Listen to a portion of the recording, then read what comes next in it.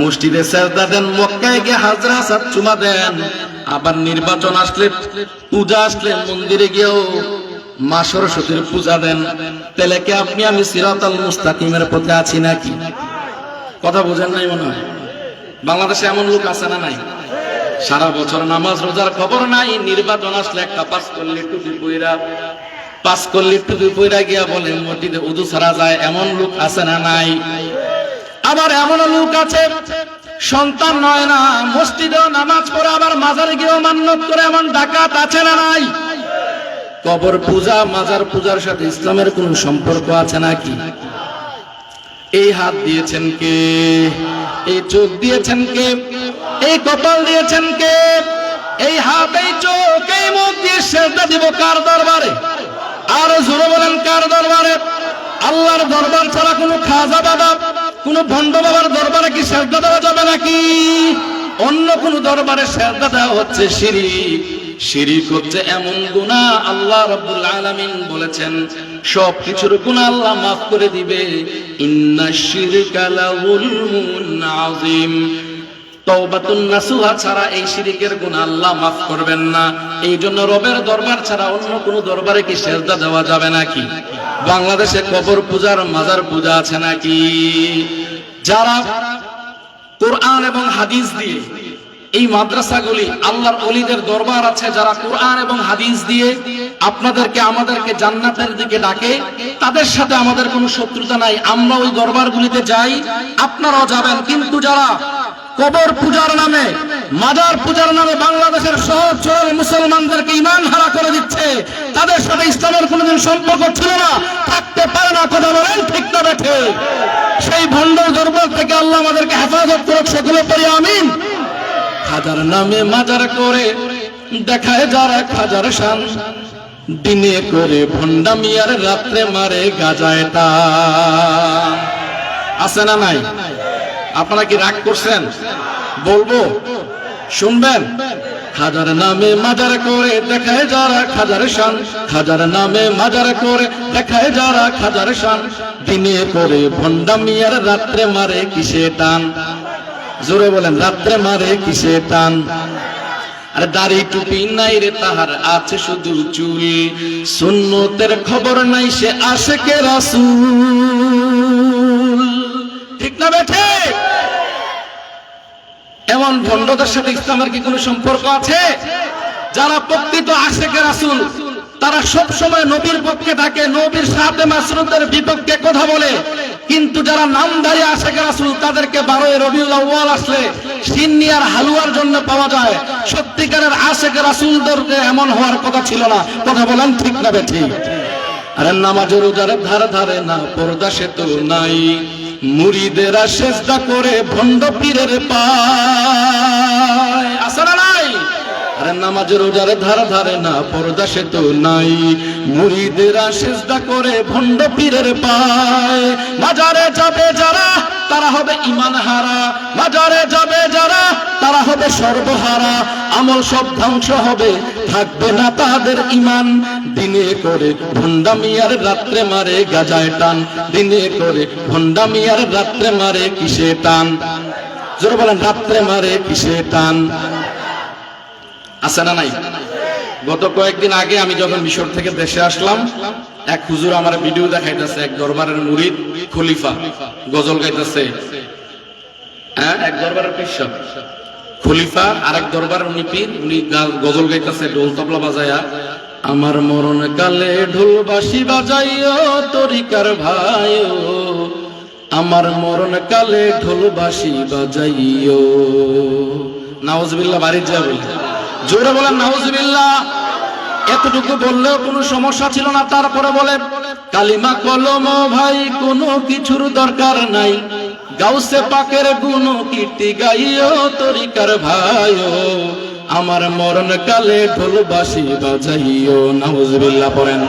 বিশ্বনবী রাহমাতুল লিল আলামিন বলেছেন, কেউ যদি মৃত্যু শয্যায় থাকে, তার শিওরে বসবা, শিওরে বসে কালিমার তালকিন দিবা, গিয়া বলবা না ও দাদা কালিমা পড়েন, ও চাচি কালিমা পড়েন। তার শিওরে গিয়া বসবার পড়বা লা ইলাহা ইল্লাল্লাহ লা ইলাহা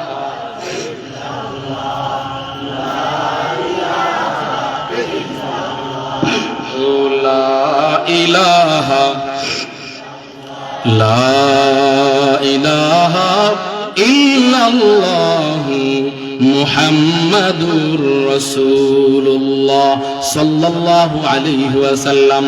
রাসূল বলেছেন তার শিওরে গিয়া বসবার, কালিমা পড়বা, বাধ্য করবা না। লোকটা যদি ঈমানদার হয়, মুমিন হয়, মুসলিম হয়, তুমি যখন তার শিওরে গিয়া কালিমা পড়বা, তার মুখ দিয়া কালিমাটা বের করে দিবেন কে? আর জোরে বলেন কে? রাসূল যেখানে বলেছেন কালিমা ছাড়া যদি কেউ মৃত্যুবরণ করে তার ঠিকানা হবে জাহান্নাম। আর ওই ভণ্ডরা বলে আমার মরণকালে ঢোল তবলা বাজাইও, কালিমা কলমের দরকার নাই, গাউসে পাকের গুণকীর্তি গাইও, বুকে হাত দিয়া বলি।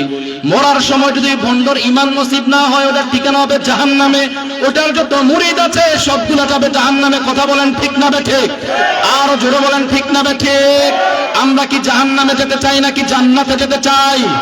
জান্নাতে যেতে চাই। কারা দুটো হাত দেখতে চাই? লিল্লাহে তাকবীর, লিল্লাহে তাকবীর। আল্লাহ আমাদেরকে দুনিয়াতে আমল করে জান্নাতের সনদ নিয়ে যাওয়ার তৌফিক দেখ। সকলে পড়ে আমিন। আর জোরে পড়ে আমিন।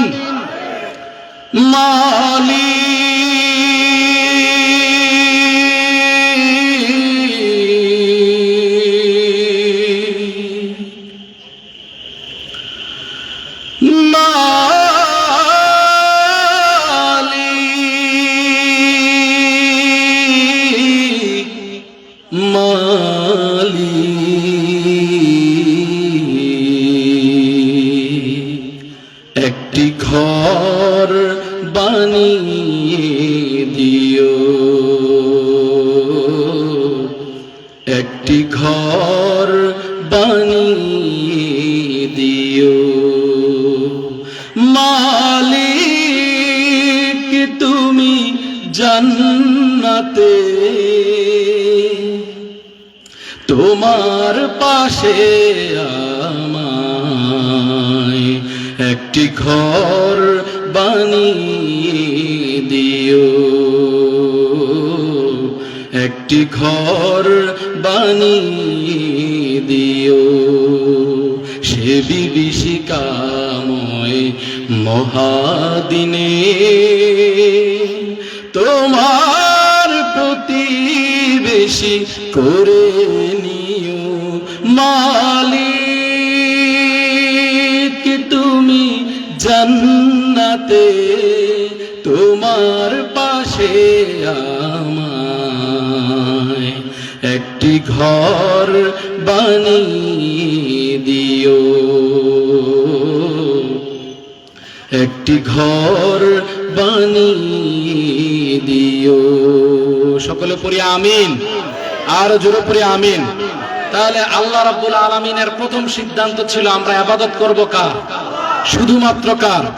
আল্লাহর দরবার ছাড়া অন্য কোন দরবার আর ইবাদত করা যাবে? আল্লাহ রাব্বুল আলামিনের দ্বিতীয় ফয়সালাটা আমরা শুনতে চাই। শুনতে রাজি আছেন আপনারা? আমার পরবর্তী যিনি আলোচক আছেন উনি আসার আগ পর্যন্ত আমি এই বিষয়টা নিয়ে কথা বলবো। উনি আসলে আমি আমার আলোচনা শেষ করব। সকলে পড়ি ইনশাআল্লাহ। আর জোরে পড়ি ইনশাআল্লাহ। রব্বুল আলামিন বললেন وَقَضَى رَبُّكَ أَلَّا تَعْبُدُوا إِلَّا إِيَّاهُ وَبِالْوَالِدَيْنِ إِحْسَانًا। ও বান্দা, আয়াতের প্রথম অংশে শুধুমাত্র আমার ইবাদত করবা, এটা যেমন ফরজ করলাম তেমনি করে আরো একটা বিধান ফরজ করলাম। শোনো শোনো, ওয়াবিলওয়ালিদাইনি ইহসানা, তোমার পিতামাতার সাথে সদাচরণ করবা, তাদের প্রতি ইহসান করবা। বিধানটা কার? আর জোরে বলেন কার? তাহলে পিতামাতার সাথে সদাচরণ করা, তাদের প্রতি ইহসান করা হচ্ছে নফল, ঠিক না? ওয়াজিব, সুন্নাত।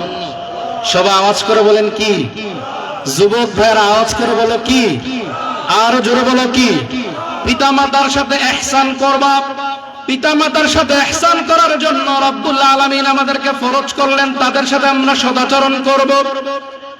আমরা যদি বলি আল্লাহ কেমন করে সদাচরণ করব, কেমন করে ইহসান করব, আল্লাহ রাব্বুল আলামিনের পরে আরো 5টা ব্যাখ্যা দিলেন। আল্লাহ বলছেন ইন্না يبلغن عندك الكبر أحدهما أو كلاهما فلا تقل لهما أف ও দুনিয়ার মানুষ মনোযোগ দিয়ে শোনো যুবক ভাইয়েরা মুরব্বী বাবারা গভীর মনোযোগ দিয়ে শুনেন আল্লাহ রাব্বুল আলামিন বললেন ইহসানের ব্যাখ্যা দিলেন প্রথম ব্যাখ্যা যদি তোমাদের মধ্যে তোমার কোনো পিতামাতা জীবিত অবস্থায় বার্ধক্যে উপনীত হয় তারা যদি তোমার সাথে বাস করে বসবাস করে তাদের কোনো আচার আচরণে তাদের কোনো ব্যবহারে উফ শব্দটা করতে পারবা না সিদ্ধান্তটা কার আর জোরে বলেন কার আল্লাহ বলেছেন উফ ইম্মা ইয়াবলুগান্না ইনদাকাল কিবার আহাদুহুমা আও কিলাহুমা ফালা তাকুল লাহুমা উফ আল্লাহ বলছেন উফ শব্দটাও করবা না সিদ্ধান্তটা কি আমার না আল্লাহর এবার আমি প্রশ্ন করতে চাই মা বাবা যাদের জীবিত আছে আমার তো মনে হয় বর্তমান সমাজে সবচেয়ে বেশি অবহেলিত হচ্ছে মা আর বাবা কথা বলেন ঠিক না বেঠিক আল্লাহর ঘোষণা ছিল তাদের কোনো আচার আচরণে উফ আফ শব্দটাও করবা না কারণ তোমার মা জ্বালার পরের জ্বালা সহ্য করে তোমারে গর্ভে ধারণ করেছেন অন্য আয়াতে আল্লাহ রাব্বুল আলামিন বলেছেন ওয়াসাইনাল ইনসানা বিওয়ালিদাইহি হামালাতহু উম্মুহু ওয়াহনান আলা ওয়াহন ওয়া ফিসালুহু ফি আমাইন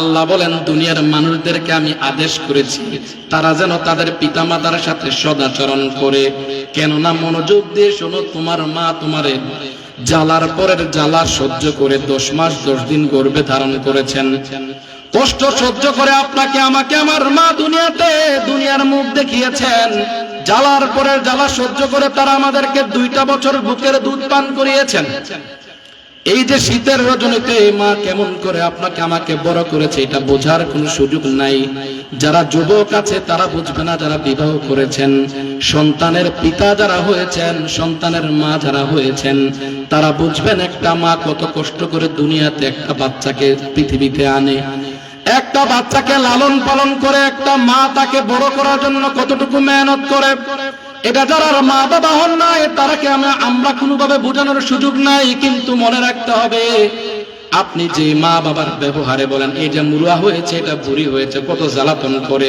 ঘরের মধ্যে প্রস্রাব করে দেয় আপনি ঘর থেকে বের করে দেন কেমন করে আপনি আপনার মা বাবার ঘর থেকে বের করে দেন এমন কিছু ডাকাত আছে মা বাবারে বলে বুড়া আর বুড়ি আছে না নাই ও যুবক তুমি কেমন করে তোমার মারে বুড়া আর বুড়ি বলো তোমার মার তোমার বাবা না তোমারে মানুষ করার জন্য তাদের জীবন আর যৌবনকে শেষ করে দিয়েছেন তোমাকে বিদেশ পাঠানোর জন্য তারা তাদের জমানো অর্থগুলি দিয়ে বিদেশ পাঠিয়েছেন জায়গা জমিন বিক্রি করে তোমারে বিদেশ পাঠিয়েছেন বিদেশ গিয়ে তুমি বউয়ের অ্যাকাউন্টে টাকা পাঠাও শাশুড়ির অ্যাকাউন্টে টাকা পাঠাও মা বাবার খবর নেওয়ার সময় নাই এমন ডাকাত আমাদের সমাজে আছে না না তাদের ব্যাপারে আল্লাহ বলছেন পিতামাতারে হাদিয়া দিবা তাদের কাছ থেকে দোয়া নিবা তোমার দুনিয়াটারে আলোকিত করে দিবেন কে আর জোরে বলেন কে রব বলেছেন তাদের সাথে উচ্চ আওয়াজে কথা বলবা না ওয়ালা তানহারহুমা ওয়া কুল লাহুমা কাওলান কারীমা আল্লাহ বলেন বিনয় আর নমনীয়তা যতটুকু তুমি জানো সেটা তুমি অ্যাপ্লাই করবা তোমার আব্বা আম্মার কাছে তাদের সামনে কখনো উচ্চ আওয়াজে কথা বলবা না তাদেরকে ধমক দিবা না তাদেরকে মনে কষ্ট দিবে না মনে রেখো যে যুবক সুন্দরী বউ পেয়ে মা বাবারে বুড়া বলো বুড়ি বলো তাদেরকে কষ্ট করে বলতে চাই তুমি একটা মুরব্বী বাবার কাছে যায় বলো বাবা আপনার যে মা নাই আপনার কেমন লাগে যাদের মা নাই তারা বুঝে মা হারার কত জ্বালা যাদের বাবা নাই তারা বুঝে বাবা হারানোর কত জ্বালা দেখো অনেক মুরব্বীরা চোখের পানি ছেড়ে কান্দে ঘরে গিয়া মা বলে ডাক্তার মতো এমন একটা মানুষ যাদের নাই তারা বুঝে মা হারানোর কত জ্বালা মা হচ্ছে আমাদের জান্নাত বাবাই হচ্ছে আমাদের জান্নাত আর জাহান্নাম কারণ রাসূল বলেছেন রিদার রাব্বি ফি রিদাল ওয়ালিদ ওয়া সাকাতুর রাব্বি ফি সাকাতিল ওয়ালিদ পিতা মাতার সন্তুষ্টি তো দুনিয়াতে আরশে আযমে সন্তুষ্টি থাকেন কে? পিতা মাতার অসন্তুষ্টি তো আরশে আযমে অসন্তুষ্টি থাকেন কে? আর জোরে বলেন কে? এই জন্য যদি দুনিয়াতে আপনাকে সফল হতে হয়, সফল মানুষ যদি হতে হয়, সর্বপ্রথম আল্লাহর ইবাদতের পরে পিতা মাতার সাথে ইহসান করতে হবে। সিদ্ধান্তটা কার? আর জোরে বলেন কার? বিশ্বনবী রাহমাতুল লিল আলামিনের একজন সাহাবী রাসূলের কাছে গিয়ে বললেন, ইয়া রাসূলুল্লাহ, ইয়া হাবিবাল্লাহ, গ্রীষ্মের গরমের মধ্যে আমি আমার মারে মাথার মধ্যে নিয়ে কাবার মধ্যে 7টা চক্কর দিয়েছি। 7টা চক্কর যখন মারে নিয়ে দিলাম, এখন তো আর কাবা শরীফের চত্বরের মধ্যে হারামে যেরকম করে টাইলস লাগানো আছে, আজ থেকে 1500 বছর আগে কি এমন কোন টাইলস ছিল নাকি? মরুর বালুর মধ্যে, মরুভূমির মধ্যে, উত্তপ্ত গরমের মধ্যে তিনি তার মাকে, বৃদ্ধ মাকে নিয়ে 7টা চক্কর দিয়েছে, মানে উমরা বা হজ করিয়েছেন। তিনি বলছেন, ইয়া রাসূলুল্লাহ, ইয়া হাবিবাল্লাহ, বলেন তো দিনের নবী, আমি যে আমার মায়ের বুকের দুধ খেয়েছি, মায়ের বুকের দুধ আমি শোধ করতে পারলাম কিনা? রাসূল বলে, আমার সাহাবী, এটা কেমন কথা বললা, কেমন কথা বললা? তুমি তোমার জীবিত অবস্থায় তোমার শরীরের চামড়া যদি উঠিয়ে, চামড়া শুকিয়ে তোমার মার জন্য যদি জুতা বানিয়ে দাও, আর তোমার মা যদি সেই জুতা পা দেয়, তবু যে তুমি তোমার মায়ের দুধ পান করেছো, 1 ফোঁটা দুধের দাম শোধ করতে পারবা না। কথাটা বলেছেন কে? বিশ্বনবী রাহমাতুল লিল আলামিন বলেছেন, মায়ের বুকের দুধের ঋণ শোধ করার কোনো সুযোগ নাই। সেই মারে কেমন করে আমরা বুড়া বলি, কেমন করে বুড়ি বলি, বাবারে কেমন করে বুড়া বলি। যুবক ভাইরা গভীর মনোযোগ দিয়ে শুনেন, দুনিয়াতে যদি সফল হতে চান, জান্নাত যদি আপনি পেতে চান, মা বাবার সন্তুষ্টি ছাড়া, আল্লাহর ইবাদতের পরে মা বাবার সন্তুষ্টির ছাড়া জান্নাতে যাওয়া যাবে? জোরে বলেন, যাবে নাকি? আপনি প্রতি বছর হজ করেন, যাকাত দেন, রোজা রাখেন, সেজদা দিতে দিতে কপালে দাগ ফেলেছেন, কিন্তু আপনার মা আপনার ব্যবহারে অসন্তুষ্টি, আপনার বাবা আপনার ব্যবহারে অসন্তুষ্টি কলম দিয়ে লিখে যান, আপনি কোনোদিন জান্নাতে ঢুকতে পারবেন না। পড়েন নাউজুবিল্লাহ। জান্নাতে যেতে চাই কি চাই না? সেই জনম দুঃখী মারে কষ্ট দেয়া কি জান্নাতে যাওয়া যাবে নাকি? মায়ের এক ধার দুধের দাম,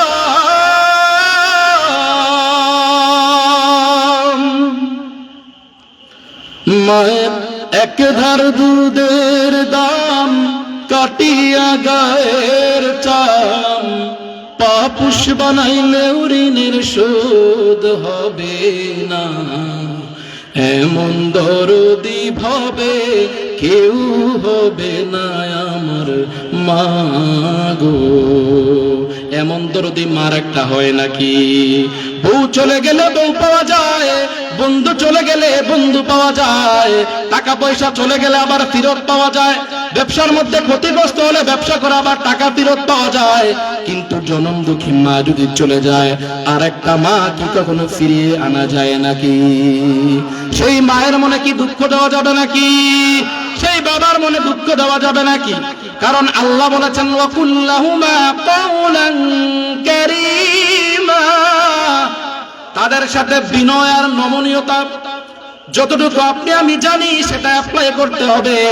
পরবর্তী অংশে বলেন, ওয়াখফিদ লাহুমা জানাহাদ যুল্লি মিনার রাহমাহ, পিতা মাতার হাদিয়া দিবেন, তাদের কাছ থেকে দোয়া নিবেন। মাতার পিতারে হাদিয়া দিলে কামাই রোজগারের মধ্যে বরকত দিয়ে দিবেন কে? আর জোরে বলেন কে? আর পিতা মাতার সাথে যদি আপনি সদাচরণ না করেন, দেখবেন আপনার বেতনের মধ্যে কোনো বরকত নাই। এমন অনেক মানুষ আছে আপনার সমাজে, দেখবেন বাড়ির গাড়ির অভাব নাই, কিন্তু মারে রাখার জন্য বাড়িতে জায়গা নাই, মারেরাই কাছে বৃদ্ধাশ্রমে। এমন ডাকাত আছে না নাই? এই যে একটা করোনার প্যান্ডামিক টাইম গেল, আমরা দেখেছি মায়ের করোনা হয়েছে, বাবার করোনা হয়েছে, সন্তানরা মা বাবাকে গাড়িতে করে নিয়ে অন্ধকারের মধ্যে বনে আর জঙ্গলে ফালিয়ে দিয়ে চলে গিয়েছে। কথা বলেন ঠিক না বেঠিক? কিন্তু প্রশ্ন করতে চাই, কোন মার কোন বাবা সন্তান ল্যাংড়া হয়েছে, সন্তান এটি সন্তানটা ল্যাংড়া বা কানা বা আতুর, অথবা সন্তানটা অসুস্থ, এমন অসুস্থ সন্তানের শরীর থেকে গন্ধ চলে, কিন্তু এমন কোন মা কি সন্তানকে ফেলে চলে গেছে নাকি? কারণ মায়েরা হচ্ছে এমন তারা কোনো স্বার্থের জন্য আপনাকে আমারে ভালোবাসে না, বাবারও স্বার্থের জন্য ভালোবাসে না। এই দুনিয়াতে যারা আমাদেরকে ভালোবাসে প্রত্যেকের একটা স্বার্থ থাকে কি থাকে না, জোরে বলেন আছে না নাই? স্বার্থ ছাড়া দুনিয়া চলে নাকি? কিন্তু জনম দুঃখী মা বাবা কোন স্বার্থ ছাড়া আমাদেরকে ভালোবাসে। তারা তাদের কোনো স্বার্থ নাই, স্বার্থ ছাড়াই তারা আপনাকে লালন পালন করেছেন। এই জন্য প্রিয় ভাইরা আমার, জনম দুঃখী মা আর বাবার সাথে আমরা সদাচরণ করব, সিদ্ধান্ত টাকা। তাদের সাথে কোমল ব্যবহার করব, সিদ্ধান্ত টাকা। তাদের সাথে নরম ব্যবহার করব, সিদ্ধান্ত টাকা। তাদেরকে হাদিয়া দিব বলেছেন কে? আরো জোরে বলেন কে? এবার যাদের পিতামাতা জীবিত নাই তাদেরকে আল্লাহ রাব্বুল আলামিন বঞ্চিত করেন নাই। পিতামাতা যাদের নাই তাদেরকে আল্লাহ একটা দোয়া শিখিয়েছেন। আপনারা যারা এখানে বসেছেন দুইটা হাত দেখতে চাই। জনম দুঃখী মা বাবা কার নাই? জনম দুঃখী মা বাবা যাদের নাই হাত দেখেছেন তো অধিকাংশ এতিম। আমার তো মনে হয় বাবাও নাই মাও নাই, তাদের জন্য আল্লাহ রাব্বুল আলামিন একটা দোয়া শিখিয়েছেন। আপনার যখন আপনার মায়ের কথা মনে পড়বে, বাবার কথা মনে পড়বে, যায় নামাজটা বিছিয়ে 2টা রাকাত নামাজ পড়ে 2টা হাত উঠিয়ে আপনি রবের দরবারে বলবেন, ও আল্লাহ, আমি যুবক অবস্থায় আমার মা বাবার খেদমত করতে পারি নাই, আজকে তারা কবরবাসী হয়ে গিয়েছে, কবরে তাদের কি অবস্থা আছে আল্লাহ আমি তো জানি না রে মালিক। আপনি আমার পিতা মাতার কবরকে জান্নাতের বাগান বানায় দেন, আমাকে ক্ষমা করে দেন। আর আমার পিতা মাতা যেমন করে আমি যখন ছোট ছিলাম তারা যেমন করে আমারে লালন পালন করেছে, আপনি তাদেরকে রহমতের চাদরে আবৃত করে নেন। দোয়াটা কবুল করবে কে? আরো জোরে বলেন কে? কারণ এই দোয়াটা শিখিয়েছেন কে? আরো জোরে বলেন কে? আল্লাহ বলেন, রব্বির হামহুমা কামা রব্বায়ানি সগীরা, রব্বির হামহুমা কামা রব্বায়ানি। এই জন্য ভাইরা আমার, মুরব্বীরা, পর্দার আড়ালের মা এবং বোনেরা যারা আছেন, নতুন বিবাহ যারা করেছেন, আমার মায়েরা, আমার ভাবিদেরকে বলতে চাই, রে ভাবি, ও আমার নতুন মা, আপনি তো একজন শাশুড়ি হবেন। আপনি যে আপনার শাশুড়িকে আপনি খাবার দেন না, বলেন আমাদের তো ভবিষ্যৎ আছে, শাশুড়িরে রাখলে খরচ হয়ে যায়, শ্বশুরে রাখলে খরচ হয়ে যায়, জামাইরে কান পরা দিয়া মা বাবা বিদ্বেষী বানান। মনে রাখবেন, মনে রাখবেন, আপনি যদি আপনার শাশুড়িকে কষ্ট দেন, আপনি যদি আপনার শ্বশুরকে কষ্ট দেন, আপনার সন্তান আপনার সাথে এটাই করবে।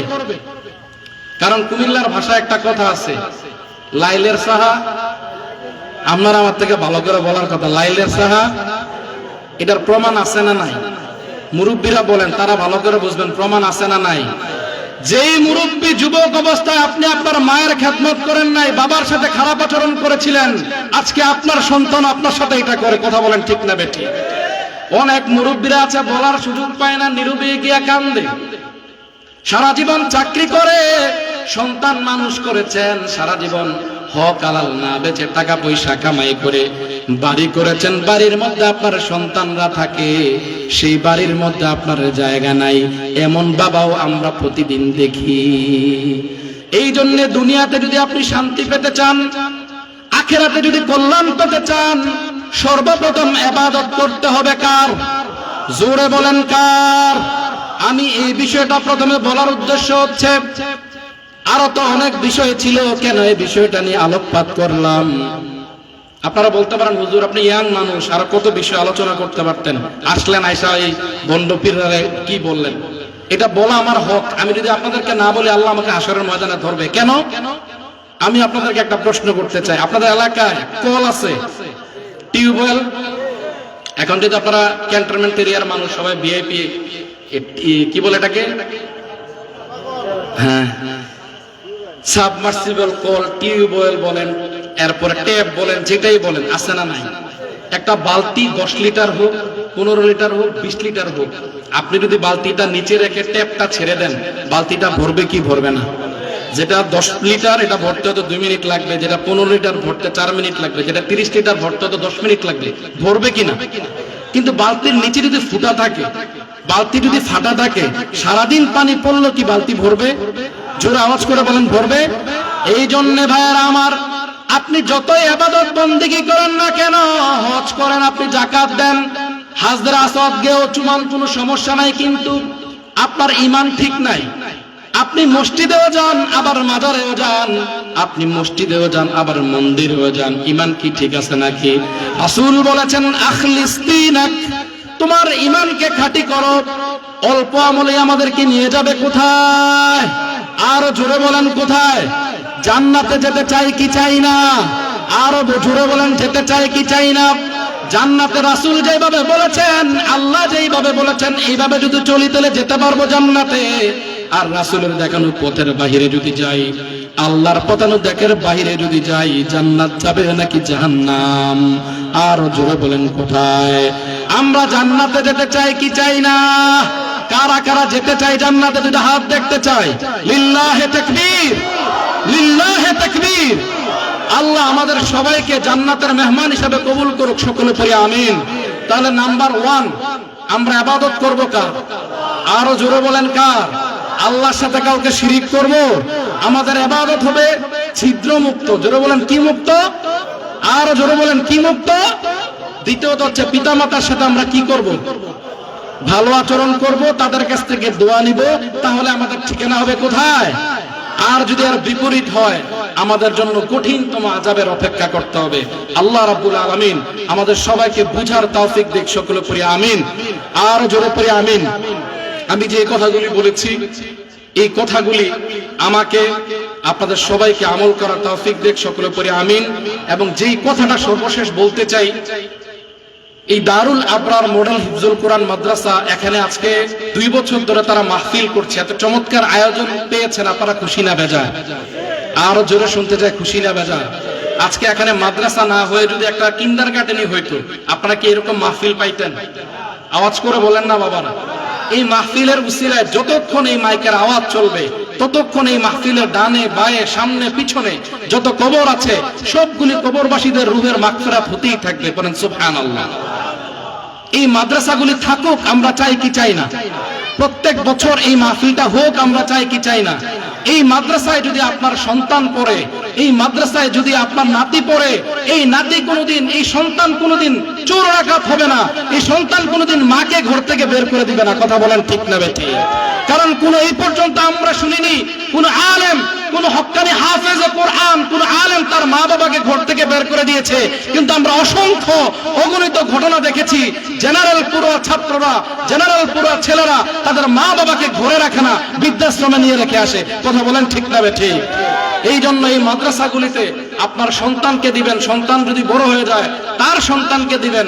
যতক্ষণ এই ছেলেটা কোরআন পড়বে, কোরআন মাজিদ পড়বে, নামাজ পড়বে, আপনি কবরে বসেও এর সওয়াব পেতে থাকবেন। সকলে পড়ি সুবহানাল্লাহ। আল্লাহ রাব্বুল আলামিন এই দারুল আবরার মাদ্রাসাকে কবুল করুন। আমার সম্মানিত মামা মাওলানা আনিসুর রহমান সাহেব অনেক কষ্ট করেন। আমার প্রিয় মামার হায়াতের মধ্যে আল্লাহ বরকত দেখ। এবং আমার নানি অনেক দিন ধরে তিনি অসুস্থতায় আছেন। আমরা সকলে এসেছি শুধু দোয়া নেওয়ার জন্য। আল্লাহ রাব্বুল আলামিন যেন আমার প্রিয় নানির হায়াতের মধ্যে বারাকা দান করে, সকলে পড়ি আমিন। এবং যেই নানা কষ্ট করে ওনার সন্তানদেরকে মাদ্রাসায় পড়িয়েছেন, ওনার 3 ছেলে সবাই আলেম, এবং আমরা যারা নাতিরা আছি সবাই আলহামদুলিল্লাহ হাফেজ মাওলানা। আমার নানার কবরকে যেন আল্লাহ জান্নাতের বাগান বানিয়ে দেয়, সকলে পড়ি আমিন।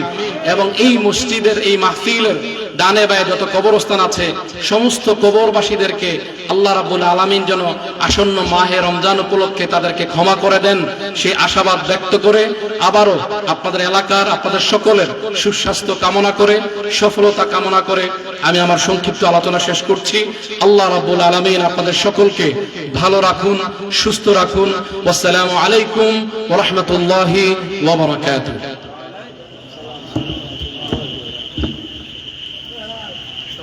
মাশাআল্লাহ, মাশাআল্লাহ। আর জোরে বলি মারহাবা, মারহাবা। আলোচনা পেশ করেছেন কোরআন ও হাদিস থেকে রফিকুল্লাহ সাদি আল আজহারি সাহেব। ওনাকে নারায়ণ শাহ দারুল আবরার মডেল মাদ্রাসার পক্ষ থেকে অনেক অনেক মুবারকবাদ এবং ধন্যবাদ জানাচ্ছি। প্রিয় উপস্থিতি, ইসলাম প্রিয় তাওহীদি জনতা, আপনারা দেখছেন আমাদের মাঝে এসে এই মুহূর্তে উপস্থিত হয়েছেন আমাদের আজকের মাহফিলের বিশেষ বক্তা হযরত মাওলানা মুস্তাফা কামাল সিদ্দিকী সাহেব। সকলে বলি মারহাবা। একটা তাকবীর দেয়, নারে তাকবীর, নারে তাকবীর। আল কোরআনের আলো, আল হাদিসের আলো, হযরত মাওলানা মুফতি মুস্তাফা কামাল সিদ্দিকী সাহেবের আগমন, জোরে বলতে হবে, হযরত মাওলানা মুফতি মুস্তাফা কামাল সিদ্দিকী সাহেবের আগমন নারায়ণ স্যারের পক্ষ থেকে। প্রিয় উপস্থিতি, ইসলাম প্রিয় তাওহীদি জনতা, আর দেরি নয়, এবার আমরা সরাসরি চলে যাব কোরআন ও হাদিসের আলোচনায়। এই পর্যায়ে আমি পবিত্র কোরআন এবং হাদিস থেকে মূল্যবান আলোচনা পেশ করার জন্য বিনীতভাবে অনুরোধ করছি হযরত মাওলানা মুস্তাফা কামাল সিদ্দিকী সাহেবকে। খতিব আন-নূর জামে মসজিদ, জিরোইন, বি পাড়া, কুমিল্লা। হযরতকে নারায়ণ স্যার দারুল আবরার মডেল মাদ্রাসার পক্ষ থেকে পবিত্র কোরআন ও হাদিস থেকে মূল্যবান তাকরীর পেশ করার জন্য বিনীতভাবে অনুরোধ করছি।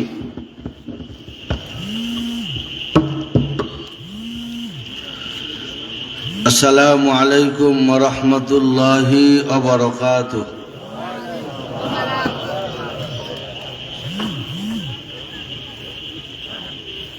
আলহামদুলিল্লাহ,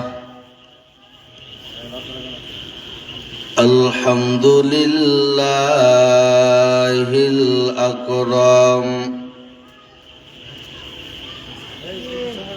الذي خلق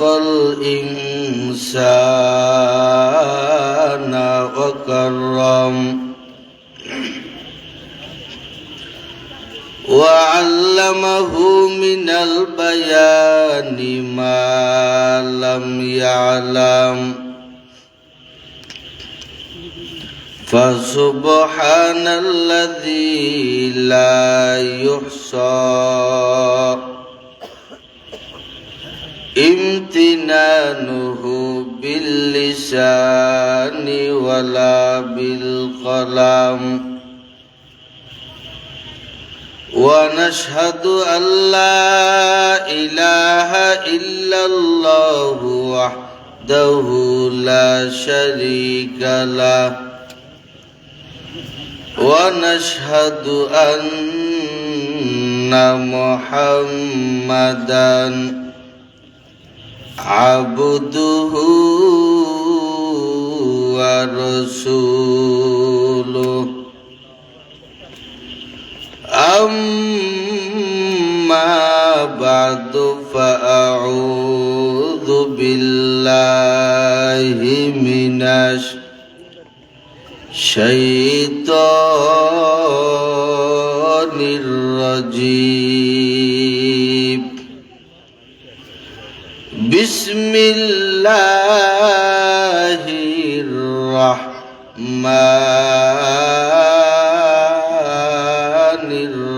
الرحيم لقد كان لكم في رسول الله أسوة حسنة صدق الله مولانا العظيم قال النبي صلى الله عليه وسلم من أحب سنتي فقد أحبني ومن أحبني كان معي في الجنة أو كما قال النبي عليه الصلاة والسلام إن الله وملائكته